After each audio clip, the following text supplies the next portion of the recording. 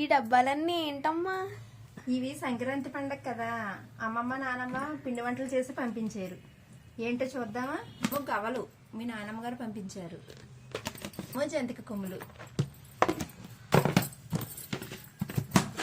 ఇవేమో జంతికలు అమ్మమ్మ పంపించింది. ఇవి గులాబీలు, స్వీట్ గులాబీలు. అరిసెలు,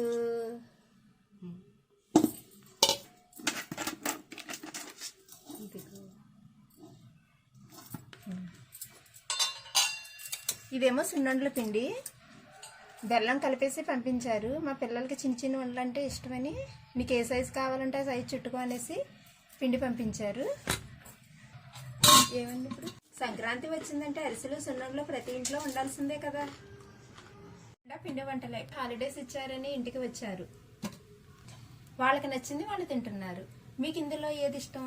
మీ ఇంట్లో మీరు పిండి వంటలు ఏం చేసుకున్నారు? కామెంట్ బాక్స్లో కామెంట్ చేయండి.